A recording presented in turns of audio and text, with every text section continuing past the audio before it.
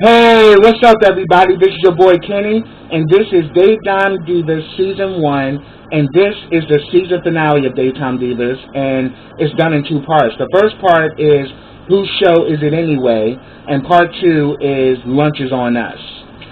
And I hope that this show comes back for a second season, because the way this show ended, it ended with a bang. And, shout out to the cast and crew of Daytime Divas. This was a really good show, and I definitely look forward to seeing more of it. Now, the episode begins. We know from the last episode that Mo is now back on Daytime Divas. But not only that, she is back to getting her rocks off with Leon, because she's clutching on her DTA award, and Leon is giving her kisses down below. I was so cracking up at that. I was like, good. Mo was back to her old shit, and we already see, it's already starting off with a bang. Then we see that Kibby has now gotten in touch with a dealer. She's getting these pills for ADHD to get high on, because, and like the dealer is actually concerned about her, because he's like, girl, like, I thought you were doing really well. What's going on? She's like, oh, no. This is just for me, just to kind of keep me upbeat. Don't worry, it's all good. But, we all know the reason why Kibby relapsed, because she found out that her sister Candy is going to be auditioning for Vance Gordon's show. And we actually know that Kibby and Vance Gordon have a history. And we can definitely tell that Kibby is definitely disturbed, because, Vance Gordon is somewhat of a Svengali, and we find out later on in this episode how much of a sick bastard Vance Gordon really is.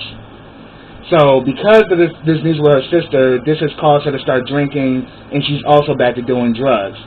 And so happened, the dealer was on the set. He runs into Mo. He's like, oh, Mo, what's good? I haven't seen you in a long time, girl. Like, yo, I got that kush for you. And Mo's like, oh, no, honey, I don't need you anymore. I'm a car carrier now. I was like, oh, shit, Mo. That was funny, because she's like, what the hell you doing on the set? And he's like, yo, I got that good kush, though. She's like, I carry a car now. I don't need your services. Shit, I can get even better shit now that I got a card. So I was like, hey, that shit was crazy. But then we also get a scene with Mo and Maxine. We actually saw that her and Vance Gordon kind of had, some really good chemistry on the red carpet.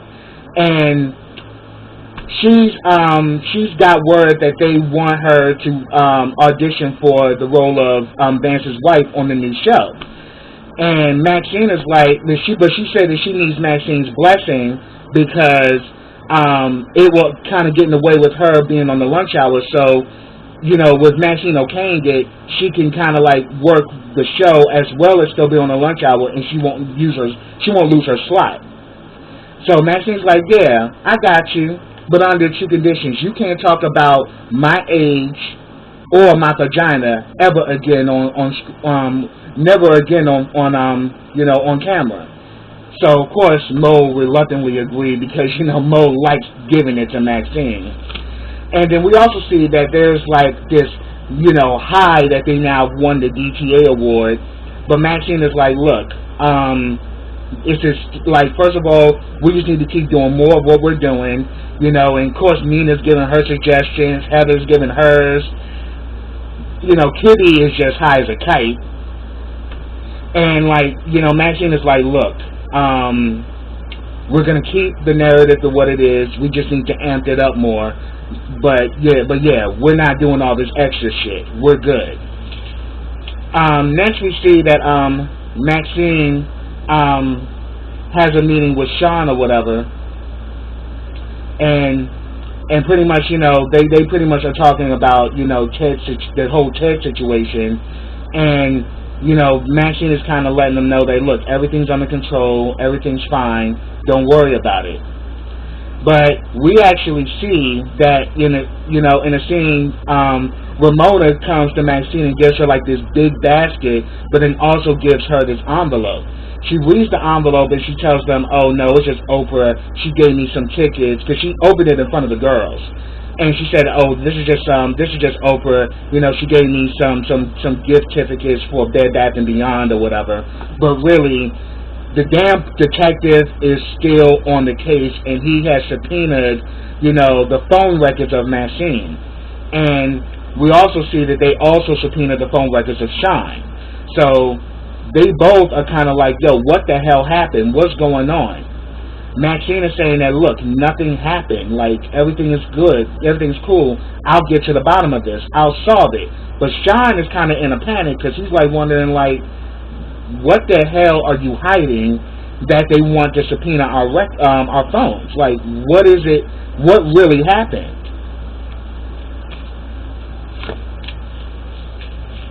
So pretty much we see that Jason has a conversation with Mo. Jason is like the executive of the network, and pretty much they have a conversation, and Mo reassures him that, look, Maxine says that everything is good, you know, I can actually do the show, and since it's going to be taped in New York, it's going to be even better. So, you know, everything is good. So Jason's like, "Oh, great, I'm looking forward to it," and he's also happy that Mo's back on the show.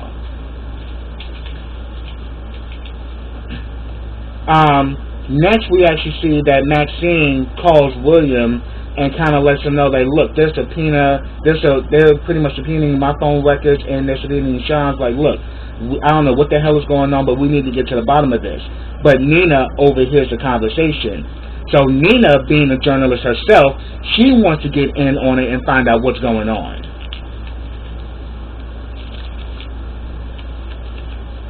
So they do the show. The show is pretty much, you know, following the aftermath of them winning the Daytime Television Award.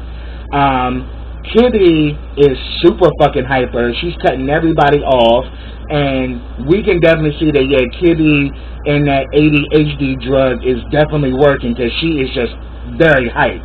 But Maxine is loving it, you know, and then you know, definitely it's like really, you know, adding fuel to the show. But, you know, little do people know that Kitty has relapsed. Next, we also get a scene between Sean and Nina.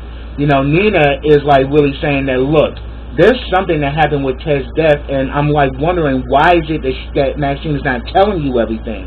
What is she hiding? But, you know, he tells her, but then she asks him about, what do you know about it? She says, well, yeah, me and him got into a fight, and then I went, you know, and got drunk. You know, I just graduated college. And she's like, really? You got down like that back in the day? And he was like, yeah, I was kind of crazy back in my college days. You know, I did all kind of shit. And later on, we find out even more. But he says that, look, I pretty much got drunk, and I wasn't even there that night. So I don't know what happened, you know, whether Maxine did it or whether it was William, because he did find out that William and Maxine have kind of had like a situation for about over 5 years. When at first he said they only knew each other for 1 year, but it was longer. So he's now suspecting maybe Will got something to do with it.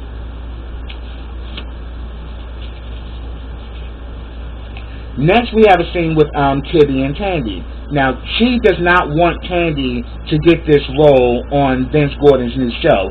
And we know why, because she wants to protect her sister. And due to the fact that her mother's pushing it, she even more wants to do it because, you know, her mother pretty much, you know, was the one who literally picked out Kibby to him. And she doesn't want Tandy to go through the same thing. So she's kind of like, you know, jumping around. And she's not really trying to really, you know, she doesn't want to, she can't, she wants to tell Kibby what's going on, but she can't tell her. So right now it's looking like, so according to Tandy, it's looking like Kibby's jealous of her. But we know that's not really the case. So we next see that Maxine calls the deputy mayor and says that, look, I do not know why this detective is subpoenaing sending a subpoena for my phone records and my son's phone records. Like, look, this is an invasion of my privacy. I'm not having it. You need to do something about it. And the deputy was like, look, what do you expect me to do? I don't have no control over that. She's like, look, I need you to put a stop to this shit. But whatever it is he's doing, he needs to quit, because, you know, I'm not gonna give them my phone records. That's not happening. So they make a deal, because the deputy mayor says, I have a nephew that wants to break into the business. She says, okay, name it, I got you. Just make these subpoenas go away. So we see that the detective is pissed because his case got shut down, and then we see the tape. You know, the tape that they got from Maxine's neighbor, where he pretty much taped what went down on the night of Ted's death, but it's muffled, so you don't really hear everything. Next, we actually see that Jason and Maxine have a conversation, and Jason lets Maxine know that, look, Mo is not going to get that part on Dance's show because her audition was horrible. And we literally see her doing the audition. She wants to keep, you know, she keeps, like, you know, going off the script. And would just go batshit in, like, and it was hilarious because Mo is a comedian, so she's used to ad-libbing. So when it came down to her being on the script, she wouldn't follow the script, and she would just ad-lib and just say crazy shit. And, you know, Maxine is like, okay, but there's still potential here. Let me work with her. Because Maxine wants to get Mo out the way as much as possible, because you know Maxine and Mo cannot stand each other. And they both are power heads. So she's trying to get Mo to be on the talk, you know, very least as possible. So she's like, look, why don't we just try to get her a second audition? I'll work with her myself, and, you know, and we'll try to work this out. So now we see they have now put motion detectors on the lunch hour after, you know, Nina had that situation with her stalker.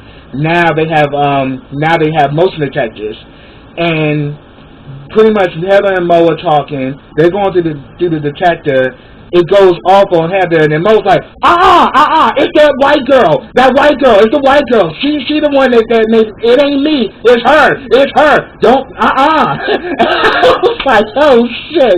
She was quick to flip it on Heather, but then Heather pulls out that she has a gun, and that she does have papers, you know, that say that she can conceal her gun, and it's in her Second Amendment right. So now, you know, everybody now knows that Heather carries a gun. And the whole cast is kind of flipping out about it, but she says, look, I am in my Second Amendment right to carry a firearm, but as you see, I keep this gun hidden, you know, in this cabinet, and she locks it. So keep in mind, they all now know where the gun is. But they're all kind of freaking out. And to top it off, she names the gun Fancy. So Heather is such a dingbat that she actually named her gun.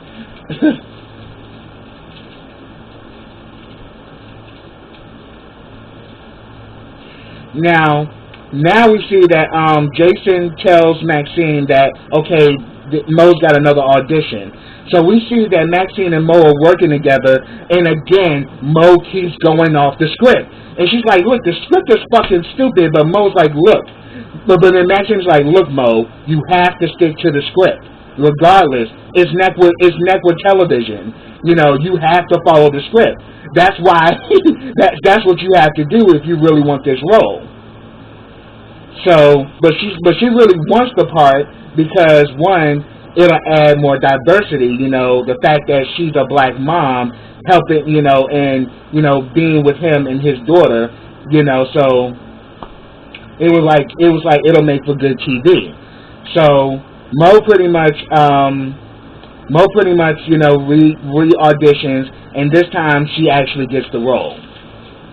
And, Maxine and Mo have a conversation, and she's saying that, this won't get in the way of the lunch hour and everything, and, it's on the same network as the lunch hour, but she said, I'll see to it that, it doesn't get in the way of the lunch hour. She's like, oh, no, it won't. Everything's going to work out fine. Because right now, Mo is under the impression that they're going to be filming in New York. But we see later on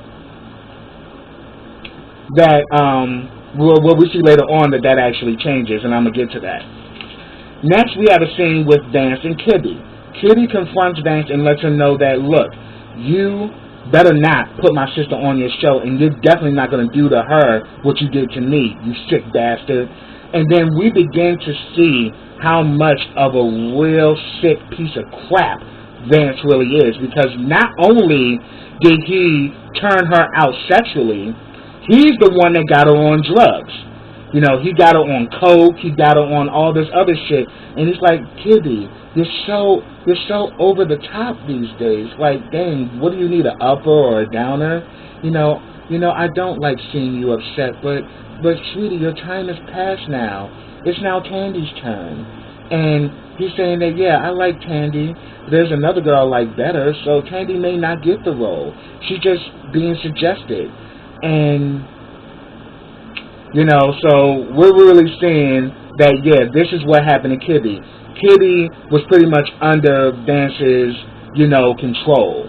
Whereas from 14 on, he pretty much, manipulated her mentally and psychologically, and then once she became 18, he had sex with her, but in her mind, she's thinking it's love, but it's a form of Vance controlling her, and then on top of it, he's the one that introduced her to drugs. So now we know that to be the truth about Vance. But again, he is, he's gold to the network, so nobody believes anything Kibby says, and he even says shit up like, who the hell's gonna believe you? I'm pretty much beloved by the network. You think they're gonna believe you over me? After all, I mean, you're a drug addict and you have this bad reputation. They're not gonna take your word for anything. Which was probably also a part of his plan. So next we actually, we see that Nina and Sean have another run-in. She's saying that, look, you need to know the truth about what happened that night. But Sean is like, look, I don't want to know the truth. I don't care. Just leave it alone. And she flips it. She's like, oh, but we were so, in our feelings about me lying about my Pulitzer, but yet, this is about murder, and you want to sweep this under the rug? Yeah, okay, I see where you're going with this shit. And then, Sean is like, look, I just don't want to deal with this anymore. Let's just move on and move forward and stop with the bullshit.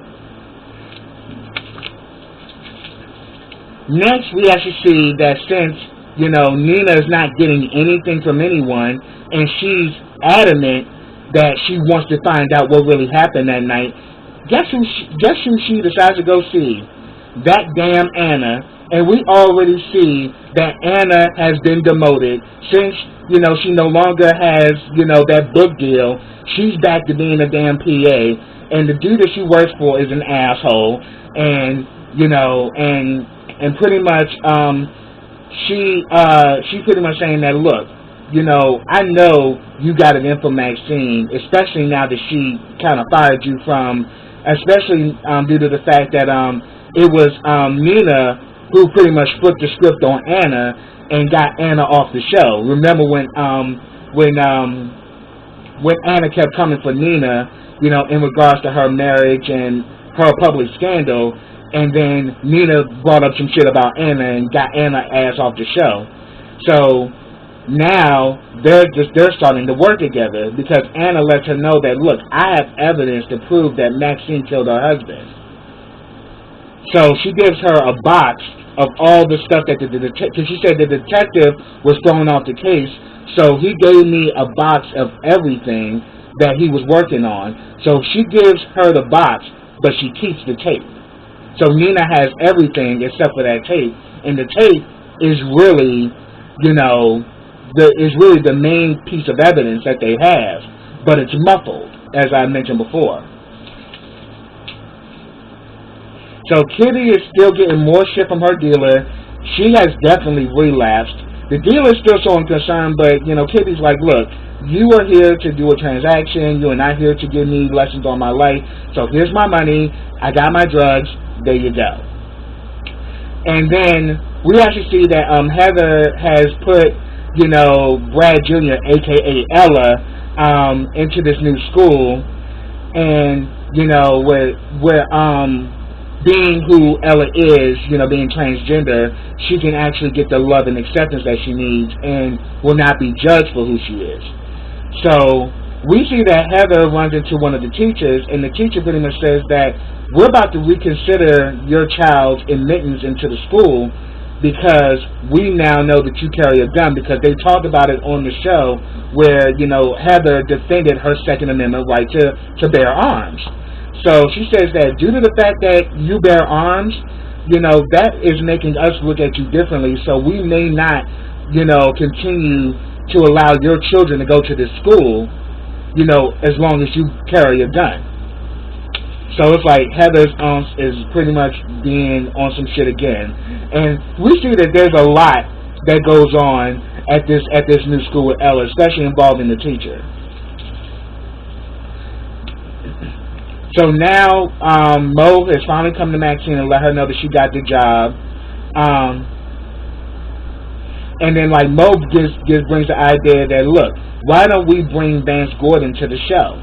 It'd be great, it gets to launch me, and also our new show, and since I'm playing his wife, it'd be great. So Maxine's like, yeah, it sounds amazing, awesome. We'll get him on. We'll get him on the show.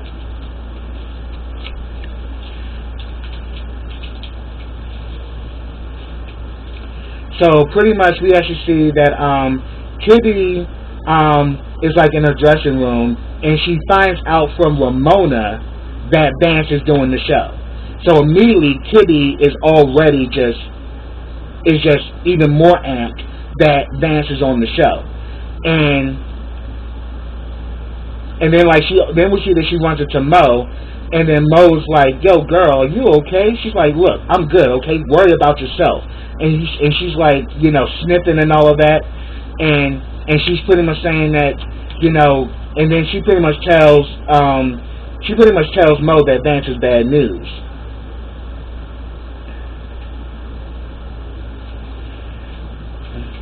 So pretty much we see that Maxine actually has a conversation with Vance privately, and he was saying, and they pretty much are talking about his new show, talking about Mo, and then he was saying yeah, so I'm thinking, so pretty much in the conversation, Maxine is like, so I take it that you're happy, to be shooting here in New York.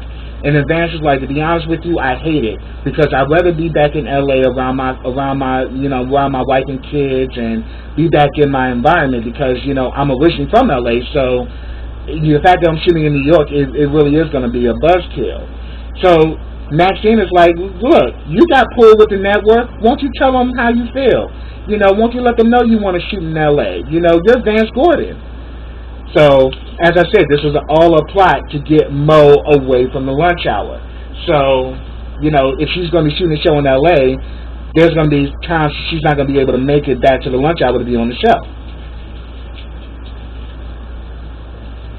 So then we see later on that Nina runs into Maxine, and she pretty much lets Maxine know that, look, I'm here because I want to know what really happened on the night that Ted died, because I want to protect Sean. And she's like, look, I'm going to get to the bottom of this. And she's like, look, I want to protect Sean and make sure Sean is not involved in any of your bullshit. So you need to let me know what's really going on. And Maxine lets her know, look, it's none of your business. And she's like, well, you forget, Maxine, that I'm a journalist. And then Maxine is like, yeah, but you forget that I'm a journalist too. So she lets her know that, look, I spoke with Anna, and Anna gave me a whole lot, to work with. So you should just come clean and stop this charade. But then Maxine lets her know, okay, Nina, do what you gotta do. But one thing you need to understand is that when you go low, I go lower. So try me if you want to. So I was like, oh shit, it's about to get live now. So Nina went through the whole box and realized it's really nothing there. She's like, so pretty much, so when she runs into Anna again, she's like, look, Anna, I went through all of this shit. It's not really nothing here. So what is it that you really have that can prove that Maxine killed Ted? So she pulls out the tape and was like, look, this tape has pretty much some audio proof that Maxine killed Ted, but it's muffled though because it's, but it's muffled or whatever. And she's like, look, she says that, look, we can get a recorder and we can listen to it. They actually listen to the tape and shit, but Anna doesn't want to let the tape go because she says that, no, this is going to be my story. I'm going to actually have the story, that's going to shut everything down. So, no, I'm not giving you the tape because the tape belongs to me. But we see that Nina steals the tape because she was telling Anna that, look, we need to get this tape cleaned up so we can actually hear everything.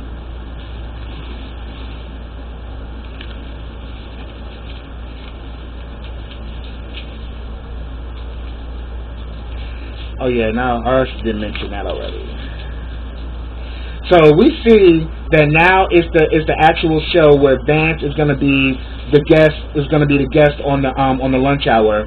Kitty's freaking the fuck out, and Mo kind of tells Maxine like, look, I think you need to kind of check on Kitty because she's kind of giving me like Lindsay Lohan circa 2060s. You might want to get to the bottom of that and find out what's going on with her because Kitty's flipping out on the hairdresser. She's just her energy is just over the top, and Maxine is now starting to pick up on it. So pretty much they have Vance on the show, and we already see that Kibby is not here for it. She's constantly throwing in outbursts, on the show or whatever because Mo and Vance are going to be on the show together. So of course they have that chemistry. And Kitty is just going off. But then they decided to do a reveal. They actually want to reveal who's gonna play Vance's daughter on the show. And trip this, he chooses Candy, and then he kind of whispers, to Kitty that, like, yeah, Candy's gonna be great for the show. I couldn't think of anybody better. So this really pisses Kitty off because now her sister got the part, and because Kitty's having this reaction, Candy's thinking that she's jealous of her when that's not the case. But that's exactly what she's made to believe, especially because her mother's behind it, and her mother's also there on the show as well. So she pretty much kind of runs to her mother's like, you just can't help but just making me miserable. And then on top of it, you're gonna drag her down the same road as me. She's like, look, you're just jealous because he's now about Candy now, and he's not about you. This is a win. And we know that Kitty's mother is a ruthless bitch, and she's all about money. So we see already that this is not going to end well. So, and then we see that Kitty goes off on Maxine. It's like, oh, you just had to do this, huh? You just had to have Vance's sorry ass on the show. Like, he's not a good person. And she just goes off. And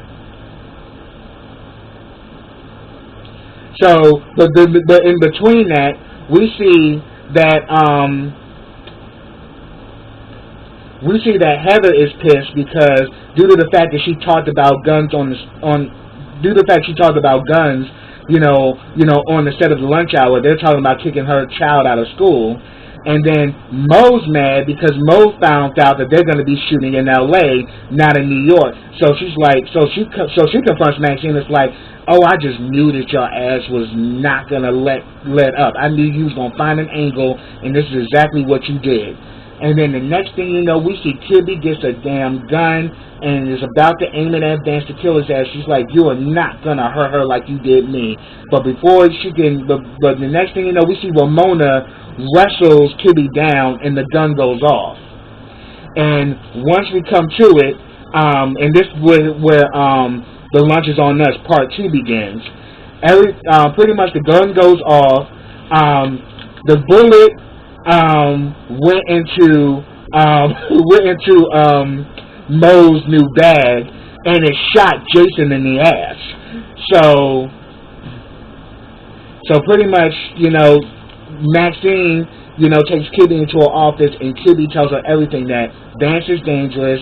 When I was on the show, he had me live with him, and when I was 14, he kind of was grooming me. And by the time I was 18, he not only had sex with me, but he also introduced me to drugs and everything. So we now know what's really going on in regards to that. So now Maxine knows the truth.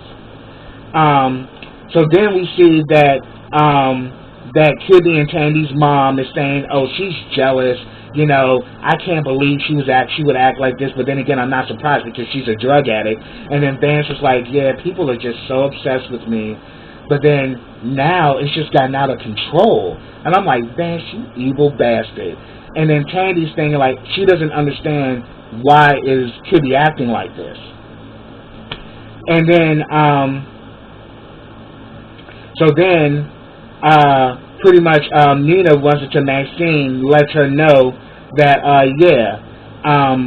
I've been talking to Anna, and we about to really close this case and to prove that you're the one who actually killed Ted, and I'm not gonna let you take Sean down, with your bullshit. So she pretty much tells her, be careful, girl, because you don't know what I know about you. So I was like, oh shit, what's gonna happen now? Now we see that Heather is trying to throw a pageant at Ella's new school. The teacher's against it because she said that pageant brings out competition and negative energy. We really don't want that here at the school. But then Heather's like, look, this will be a great for children to broaden their horizons, and it gives the children power within themselves, so we should do this. But then really we know that she really wants Ella to win.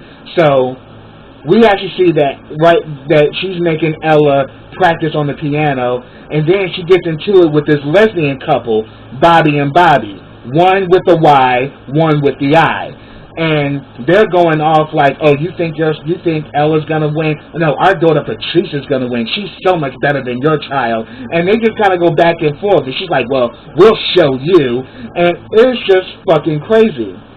But then we also see that, Brad is actually coming around to accepting Ella.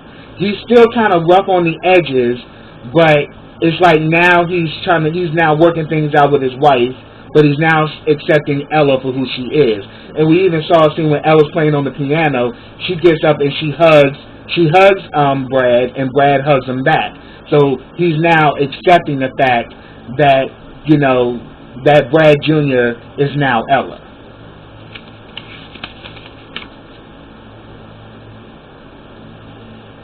But then we also see that Nina goes to Sean, and if anything, he's saying that, and then Nina pretty much brings up the fact that she thinks that maybe Maxine was the one who killed Ted, and Sean is kind of on the fence with it, because he's like, first of all, Ted was a prick. I couldn't stand his ass.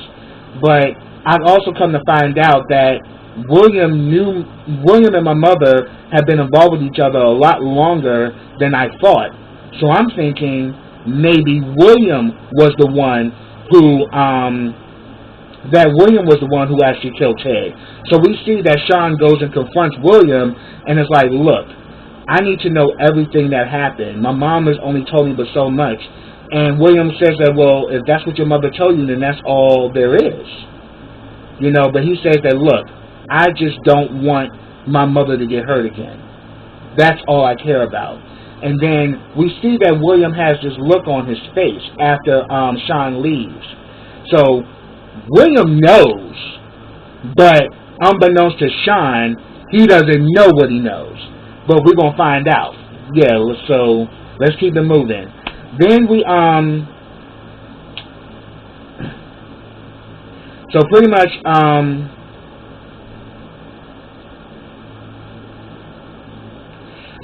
now, after everything that happened, Jason is really upset, and he's saying that, and he's pretty much confronts Maxine, and he lets her know that, look, Vance Gordon is a big asset to the network, and you need to get rid of Kibby. So what she does is that she puts Kibby on leave, and she gets this model named Ashley. I think her name is Ashley Graham, to fill her slot. She's also going to be the new host on America's Next Top Model. So pretty much on the show, Kibby is the talk, about what's going on, and we see that Mo is saying that Kibby's fucking crazy and she needs to get off the drugs or whatever. But Nina is starting to see it in a different way. It's like Nina has that journalist instinct, and she's like, no, Vance did something to her to make her act like that, because that was so not Kibby. Kibby normally is a very cool person. For the fact of her to react like that, something had to happen. And because he's a white man and he has the network on his team, Kibby doesn't stand a fighting chance.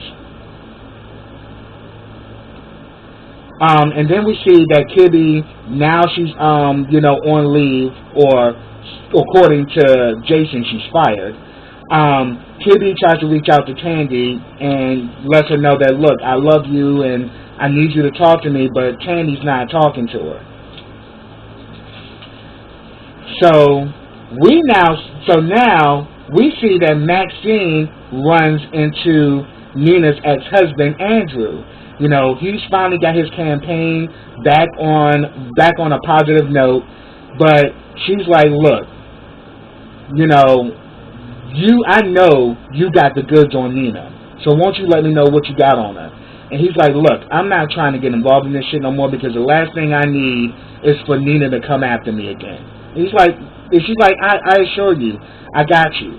She's not going to come after you. And he's like, I'm going to need a little bit more convincing. So she tells him that she's going to donate to his campaign. So he spills the beans that, the Pulitzer, she stole it.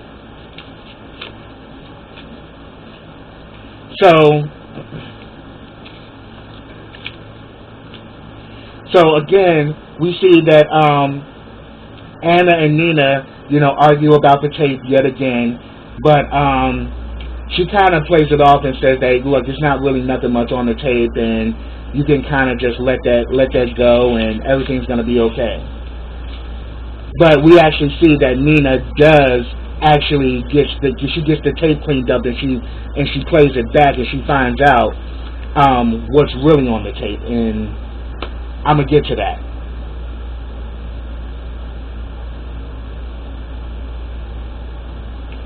Yeah, so we now saw that Nina stole the tape from Anna, because Anna didn't want to give up the tape, so she stole it, and she actually cleans up the tape, and we actually find out something else that we didn't know that was actually on the tape. So then we actually see a photo shoot with Tandy and Mo about being on the new show, and Mo and Tandy are talking during this photo shoot. While they're talking, Tandy opens up about Kibby, and she says that when she was on the show, Kibby didn't live with them. She lived with Vance at the age of 14. She lived with him, and Mom said it was better off that way. But Vance made sure that Mom was taken care of, and she pretty much lived she was pretty much living with Vance the entire time. Which kind of made Mo think maybe there is something to why Kibby reacted the way she did. And then all of a sudden, Vance gets into the shoot with them. He grabs their asses, and then we see how she starts to notice how he's showing more attention to Tandy, and that he's hugged up on her and all of that. So now Mo sees it that he really is a predator, and he does go after young girls.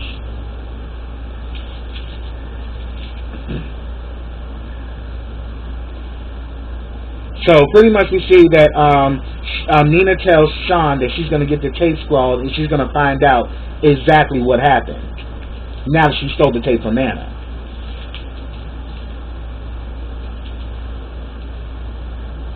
So we actually see that Maxine also meets with Kibby's mom, and she's saying that, look, I think something happened to Kibby, and I think Kibby reacting the way she did is she loves her sister and she wants to protect her.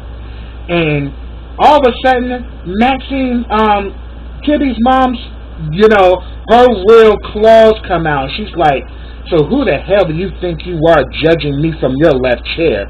She's like, I'm not judging you. It's just that I'm trying to help. I'm trying to help Kibby, and I'm trying to help Tandy. And she says, if you want to help run a soup kitchen and mind your own goddamn business. And I was like, ooh, see, Kibby's mother is a real evil bitch. Because she knows what happened to Kibby, and she's now about to put Tandy in the same situation because she's looking for another payout. Because she's all about money. And Maxine has now peeped that about Kibby's mother. So now she knows why Kibby's messed up. I mean, having a mother like that, you'll be screwed up too. So Maxine and Mo have a conversation. She's like, look, I think Kibby is telling the truth, but nobody's believing her. But then Mo's like, but we can make people believe her. So what she does is that she decides to give Mo a stand-up segment to the show. And of course Heather's like, well, you're letting her do stand-up? You don't even let me sing on the show. She's like, yeah, but you can sing at church and then they can pray for you to stop. But you're not doing it on the show. So we see that Mo does this stand-up and she goes in on Vance having a thing for young girls and even introducing them to drugs and all of that. And Kibby is kind of like elated that she's talking about it, but then Kibby is getting a lot of backlash on social media, saying that how is it that you're trying to destroy America's dad and all of that shit. And then worse off, Jason comes in and fires Mo off the show. That we're not going to lose our biggest asset. We are not going to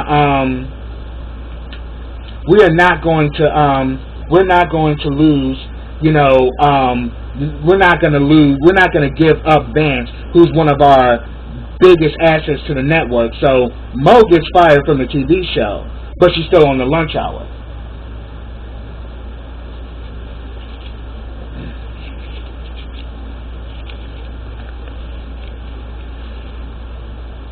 So we actually see that at the pageant, at first we thinking that Heather was going to be there by herself, but actually Brad shows up and he does show support, and we see that the two Bobbies are going back and forth with her and Brad about their daughter Patrice versus Ella, and he's like, yo, what's your problem? She's like, and then like one of the Bobbies like, you're going down. And turns around and then she's like, oh yeah, that's Bobby with the Y.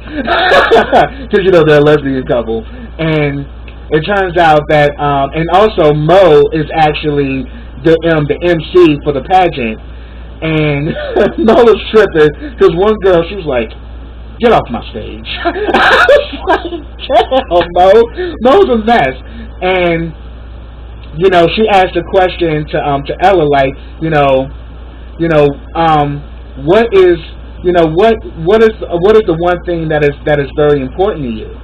And Ella gets on the mic and she says that having my mom and dad, because the fact that I have two parents that love me unconditionally, I wish that every child had that. And we literally saw Brad come to tears. So we really see that he's finally established a connection with his son. So then we actually see that Maxine goes to Kibby and she lets Kibby know that, look, because Kibby is she's like, grabbing her shit and she's about to leave she's about to leave. She's like, look, I'm getting the hell up out of here because I am getting dragged on social media. People are going to believe America's dad over me. It's like, no matter what, he's right. No one's going to believe me. But she's like, but we have to see if there's other people involved because there is power in numbers. So stick with this and fight. Do not run, fight. And we see that Kibby gets links up with her co-star. Remember her on the show? And remember the two of them got into it? And she pretty much told her that, well, if you she says, if you come for me, I'll tell about how you kept your show, kept your spot on the show, because Lord knows you didn't do it, or you didn't keep it because of your acting. Well, so pretty much Kibby goes on social media against, Vance, and saying that Vance is a really evil man and he preys on young girls. So she brings up her co-star on her tablet, and she even says the same thing, like, yeah, as much as I don't like Kibby and I can't stand her ass, he pursued me at the same time he pursued her. And we actually see that they get over 236,000 views in a matter of minutes. So now it's out there, and it reverses the whole situation. Then, going back to Nina finally cleans the tape up, and she listens to it, and now she knows who really was behind Ted's murder. And it wasn't Maxine, it wasn't William. Sean killed Ted. And finally, she brings this information to Maxine. Maxine tells the truth about what happened, that at that time he was in college, he was involved in drinking and drugs, he was kind of a recluse, but I protected him. And what happened was that, what started it was that Ted took his trust fund and actually used the money into some investment. So once he found out that Ted took his money, he was pissed. He went after Ted, and then all of a sudden, once I told him, don't you ever come at my son like that, he threw the glass and was about to come after me, and that's when Sean attacked him and threw him down, and that's when Ted died, because he hit his head on the ground and he threw him down really hard. And then she calls William. William helps to cover it up, and they get Sean out of there. But Sean was so drunk and so inebriated on drugs, he don't remember killing Ted. He only remembers that they fought, but he doesn't remember anything else. So this whole time, Maxine has been trying to cover for Sean. But then, we see that Nina lies to Anna and said that the tape was destroyed, so they don't have anything, and that she didn't find nothing on the tape. But then Nina goes to her dressing room the next day. Anna's in there, makes a copy of it, and says that, so it's going to be great to take Maxine's sons down, and that the whole time she's been trying to cover up for her son. So we see that the three of them, Maxine, Anna, and Nina, pretty much kind of make a deal as to what they're going to do about this, and they promised Anna that they're going to give her 2 big stories that she can get out here with, because Anna's a thirsty bitch, and she has a bone to pick with Maxine, and she wants an exclusive. So while on the lunch hour, so pretty much before that, we see that Jason hires Kibby back, gives her a 10% raise, and also he says, okay, what are you going to do for Mo? He calls back Mo while she's at the pageant and says that, look, I really want to make it up to you and everything like that. And Mo kind of reads Jason for Phil, and it was like, you know what? There won't be anything you can give me to actually make up for the fact that you're a douchebag and you're a piece of shit, and that you would actually put your support behind a man that would do this to young girls.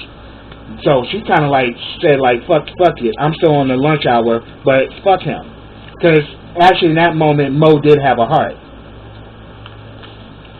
And we actually see the pageant that Ella didn't win. Actually, there was this other little girl that won. And we actually see that while on the lunch hour, Maxine pretty much tells the story about Ted, but instead of actually putting Sean's name in it, she says that she's the one who killed him, that we had a domestic violent relationship and I killed him, and I've been lying about it the whole time.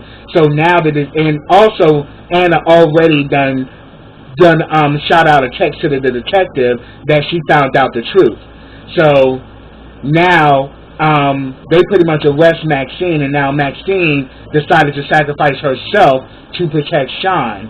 But then we see at the end of the episode, Nina goes into her dressing room, Sean is listening to the tape, and Sean's crying because now he knows he's the one who killed Ted, not Maxine and not William. So I'm like, man, that shit was bomb.